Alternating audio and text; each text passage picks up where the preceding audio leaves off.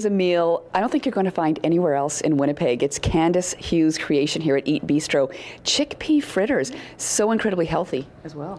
It's good for you, and it's also vegan friendly and celiac friendly. So you've got a broad range for what people can eat. And we find that we've got a lot of celiac people and a lot of vegetarian people that come here.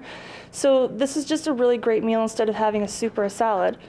They've got everything in there, and there's lots of protein in there with the chickpea flours. And I just love the atmosphere in here. If you take a look at these chickpea fritters, which Candace will show you how to make in just a moment, but she's cut them into flower shapes, and flowers are such a theme in your restaurant. It's really very cheery in here. It's me. It's the restaurant, because I'm going to be here 14 hours a day, 5 days a week.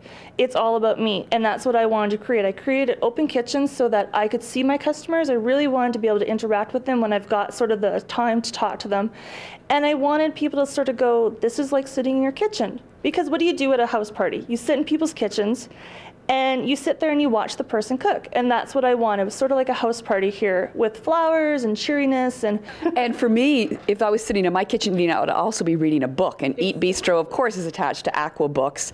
And so a lot of people come in here, roam around, pick a few books, come down here and enjoy a book with a meal. Exactly. And the best part, too, is when we're really busy at lunchtime, because that's our busiest part of the day, is Kelly will actually have a waiting list going, and he'll go into the bookstore, browse around the bookstore, I'll call you when you're done. So it actually is benefiting both of us, where I've got all the people coming for lunch, but Kelly is also getting the people coming and buying books that wouldn't have necessarily come in here. And there's such a huge range of books. We, of course, have interviewed Kelly before on the show. Aqua Books is such a great asset to Winnipeg, but so are you, Candace, and so are these chickpea fritters. So we're going to dig in, but first we're going to let you show our viewers how they're made. So I'm going to do the oven-dried tomatoes right now. So first of all, you have to blanch them to get the skins off. So you put a little X at the bottom of the tomato.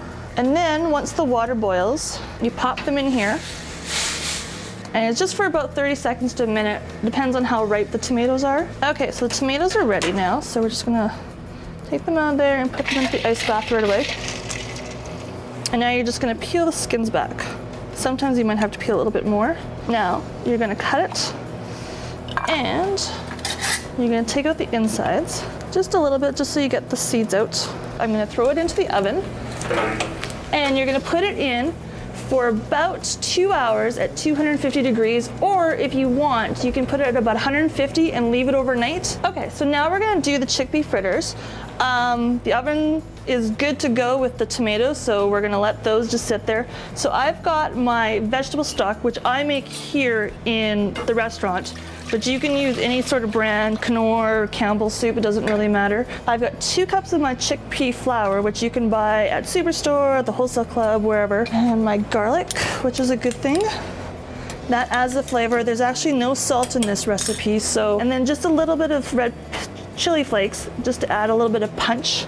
And then here's my oil. And you've got about a 2-minute opportunity to get it over to the pan, to put the zest in, and then to flatten it out. So you have to be constantly watching this one. And then you're just going to put some lemon zest in here. And that's gonna add a really nice flavor.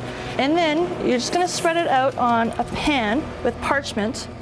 And if you don't have parchment, you can actually use some olive oil. So you just cut them into your shapes, and any of the little bits, you can even pan fry them and eat those up. If you don't need them for plating your plate, you can just munch on them afterwards. They're really, really tasty. So I'm just gonna put these in. They take about, probably in the deep fryer, probably about 2 to 3 minutes. The higher the heat, the faster your vegetables will cook. So now we're gonna plate, and as they start to cool a little bit, you can see that they're getting very, very crispy. The vegetables just go on top here. So this is the chickpea fritter with the oven-dried tomatoes with the stir-fried vegetable ragout.